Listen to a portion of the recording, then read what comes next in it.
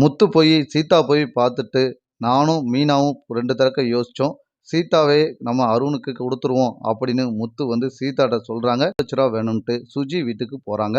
அங்க வந்த அவங்க அம்மா பார்த்துட்டு, "வா மகளே" அப்படின்னு கூப்பிடுறாங்க.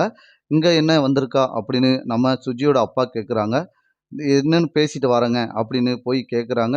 "ரோகிணி ஏன் இவ்வளோ தூரம் வந்திருக்க? என்ன விஷயமா?" அப்படின்னு கேட்குறாங்க. "இல்ல ஆன்ட்டி, எனக்கு ஒரு சின்ன உதவி பண்ணணும் ஆன்ட்டி. நான் ஒரு பிரச்சனையில இருக்கேன். எனக்கு ஒரு ரூ. 2,00,000 அட்வான்ஸா குடுங்க. நான் 1 மாசத்துல தந்துருதேன். எனக்கு பணம் ரொம்ப அர்ஜென்ட்டு" அப்படின்னு ரோகிணி கேட்குறாங்க. "இல்ல மகளே, நான் எப்படி குடுக்க முடியும்? இப்ப ஏற்கனவே சுஜிக்கு தான் கொஞ்சம் பணம்லாம் ரெஸ்டாரண்ட்ஸ் வைக்கிறதுக்காண்டி பணம்லாம் குடுத்தேன்" அப்படின்னு சொல்றாங்க. "சரி இருங்க பார்ப்போம். சுஜியோட அப்பா கேட்டு பார்க்குறேன்" அப்படின்னு போய் கேட்குறாங்க. கேட்டோனே, "சரி குடுத்துரு. ஆனா இவள வச்சு ஒரு காரியத்த நம்ம பண்ணணும். அவ நமக்கு சாதகமா வந்திருக்கத நம்ம விட்டுறக்கூடாது." "என்னங்க சொல்றீங்க?" "ஆமா. அந்த குடும்பத்த ரொம்ப நாளா பிரிக்கணும்னு நெனச்சேன். அது உன் மூலியமா நடக்கல. நம்ம இவள வச்சே நடத்திருவோம். வேற வழி கிடையாது. ஏன்னா சுஜிய வந்து நம்ம கூப்பிட்டா வரமாட்டா. ஆனா பிரச்சனைய உருவாக்குனா கண்டிப்பா அவளே வெளிய வந்துருவா. அதுக்கு தான் பணத்த குடுத்து இவள நமக்கு சாதகமா எல்லா விஷயத்தையும் செய்ய வச்சுருவோம்." அப்படின்னு சொல்லி அவர் அப்பா அனுப்புறாரு. யாருன்னா சுஜியோட அப்பா. மறுபடியும் "ரோகிணி, அவங்கட்ட கேட்டேன். தாரேன்ட்டாங்கம்மா. நீ ஒரு 1 மணி நேரத்துல உன் அக்கவுண்ட்ல ஏறிரும்" அப்படின்னு சொல்லி அனுப்பியிருந்தாங்க. அடுத்த சீன்ல முத்து போய் நம்ம சீதா ஹாஸ்பிட்டல்ல போய் பார்க்குறாங்க. அங்க சீதாட்ட கேட்குறாங்க. "சீதா, உனக்கு என்ன மாப்பிள்ளை வேணும்? எந்த மாரி மாப்பிள்ளை பார்க்கணும்? அத சொல்லு.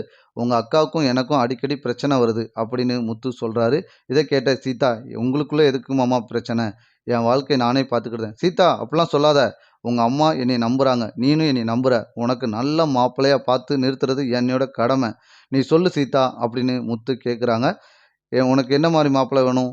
"எனக்கு கவர்மெண்ட் ஜாப்பா இருந்தா நல்லது தான் மாமா" அப்படின்னு சொல்லி அனுப்பியிருந்தாங்க. கவர்மெண்ட் ஜாப்ல யாரு மாரி இருக்கணும்? ஐடி கம்பெனிக்காரங்க ஒர்க் வேண்டான்ட்டல்ல. கண்டிப்பா சீக்கிரத்திலே உனக்கு பார்த்து நிறுத்துறேன் அப்படின்னு முத்து சொல்லிட்டு போயிருந்தாங்க. அங்க மீனா வந்து கேட்குறாங்க, "எங்கங்க போயிட்டு வந்தீங்க?" அப்படின்னு. "உங்க தங்கச்சிய போய் நான் பார்த்தேன். சீதாவுக்கு நான் எந்த மாப்பிள்ளை பார்த்தாலும் பிடிச்சிருக்கு அப்படின்னு சொல்லியிருக்கா. நீ மாட்டுல போட்டு மனச குழப்பிக்கிட்டு இருக்காத மீனா" அப்படின்னு சொல்றாங்க மீனாட்ட. உடனே மீனா சொல்றாங்க, "ஏங்க, அவ மனசுல அருண நினைச்சுட்டு தான் பேசியிருப்பா" அப்படின்னு சொல்லவும் முத்துக்கு கோவம் வருது. "இங்க வா, நீ இப்படி தான் சொல்லிக்கிட்டே இருக்க" அப்படின்னு சொல்லிட்டு நம்ம மீனாவ கூப்பிட்டுட்டு அவங்க வீட்டுக்கே போறாங்க சீதாவ பார்க்க. "ஏய் சீதா, நீ தானே மாப்பிள பார்க்க சொன்ன. உங்க அக்காட்ட ஃபர்ஸ்ட்டு சொல்லு" அப்படின்னு நம்ம முத்து கேட்குறாரு. உடனே மீனா சொல்றா, "நீனா பார்க்க சொன்ன சீதா" அப்படின்னு மீனா கேட்குறாங்க. "இல்ல, உங்களுக்குள்ள பிரச்சனை வேணான்னு தான் பார்க்க சொன்னேன். எனக்கு கல்யாணமே வேண்டாம்" அப்படின்னு சீதா சொல்றாங்க. "சீதா, என்ட்ட காலையில ஹாஸ்பிட்டல்ல எந்த மாப்பிள்ளைய பார்த்தாலும் கல்யாணம் முடிப்பேன்னு சொன்னேன்." "இல்ல மாமா, அது உங்களுக்குள்ள பிரச்சனை வரக்கூடாதுன்னு தான் சொன்னேன்" அப்படின்னு சொல்லவும், "நீ அருண நினைச்சு தானே சொன்ன" அப்படின்னு மீனா கேட்குறாங்க. உடனே சம்மதிச்சுடுறாங்க. "ஆமா, நான் அருண மனசுல நினைச்சுட்டு தான் சொன்னேன்னு." அப்பதான் முத்துக்கு வந்து பொலப்பு வருது. அப்பன்னா அருண இவ மறக்கல.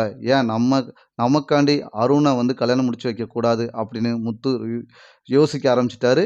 இப்ப கண்டிப்பா வந்து முத்து வந்து நம்ம அருண கல்யாணம் முடிக்க வைக்க போறாங்க. அடுத்தடுத்த எபிசோட் இப்படிதான் நண்பர்களே போப்போது. இந்த கதை உங்களுக்கு பிடிச்சிருந்தா லைக் பண்ணி ஷேர் பண்ணுங்க.